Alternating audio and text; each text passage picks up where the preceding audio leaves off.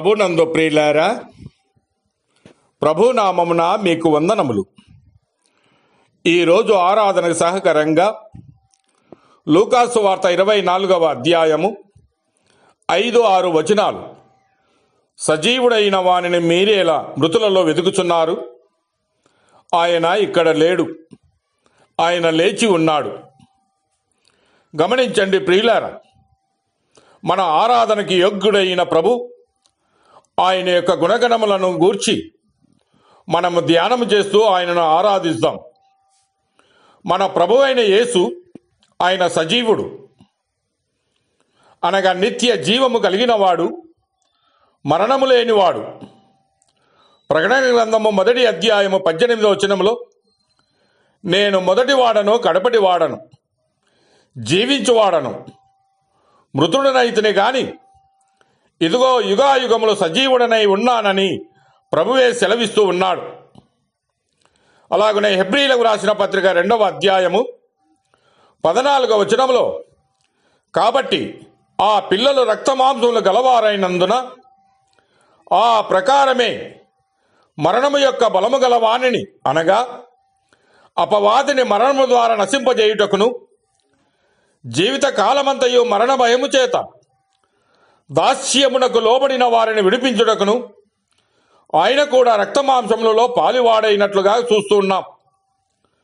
అనగా జీవితకాలమంతయు మరణ భయము చేత దాస్యమునకు లోబడిన మనలను ఆయన విడిపించుటకు యేసుక్రీస్తు రక్తమాంసములు గలవానిగాను, జన్మ కర్మ పాపములు లేనివాడుగాను ఈ లోకములో ఆయన అవతరించి మరణము యొక్క బలము గలవానిని, అనగా అపవాదిని తన శిలువ మరణము ద్వారా జయించాడు.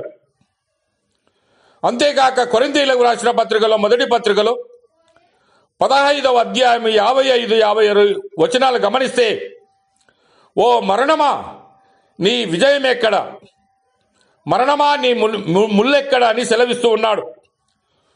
మరణపు ముల్లైన పాపము శిలువలో క్రీస్తు శరీరములో విరిగిపోయాను, విజయమందు మరణము మృంగివేయబడెను. అంతేకాక 3వ దినమున ఆయన సజీవుడిగా లేచి 40 దినములు ఇంచుమించు అనేక మంది భక్తులకు అగబడుచు దేవుని రాజ్యము విషయం బోధించుచు ఆకాశంలోనికి ఆరోహణమయ్యను. ఏ రీతిగా ఆయన పరలోకములకు వెళ్ళెనో ఆ రీతిగా ఆయన తిరిగి రాజుగా రాబోచు ఉన్నాడని ఆకాశము నుండి దేవదూతలు సెలవిస్తూ ఉన్నారు. అయినను సజీవుడైన క్రీస్తును నేడు అనేకులు సమాధులలోను విగ్రహములను వెదుకుచూ చనిపోయిన మనుషులైనటువంటి బుద్ధుడు, బాబాలతోనూ గాంధీజీ వంటి మహాత్ములు అనబడిన వారితోనూ సమానముగా చేయుట ఎంత విచారకరము. మంచి కొరకు, దేశము కొరకు అనేకులు ప్రాణము పెట్టి ఉండవచ్చు, కానీ లోకము పుట్టినది మొదలుకొని మనుషుల పాపము కొరకు బలియాగముగా చనిపోయి తిరిగి లేచిన వాడు యేసుక్రీస్తు ఒక్కడే. ఆయన జీవించుచున్నవాడు, నిన్న నేడు రేపు ఒకే రీతిగా ఉన్నవాడు, మనకు నిత్య జీవం ఇవ్వగలిగిన వాడు. యోహాను సువార్త 11వ అధ్యాయము 25-26 వచనాలు గమనిస్తే, పునరుత్థానమును జీవమును నేనే, నా యందు విశ్వాసముంచిన వాడు ఎన్నడను చనిపోడన్న యేసయ్య మాటలు నమ్మి ఆయన యందు విశ్వాసముంచి యుగాయుగములు ఆయనతో జీవించుదుముగాక. అంతేగాక త్వరలో రానై ఉన్న యేసయ్యకు స్తుతి ఆరాధన చెల్లించుదుముగాక. దేవుడు మిమ్మల్ని దీవించి ఆశీర్వదించునుగాక.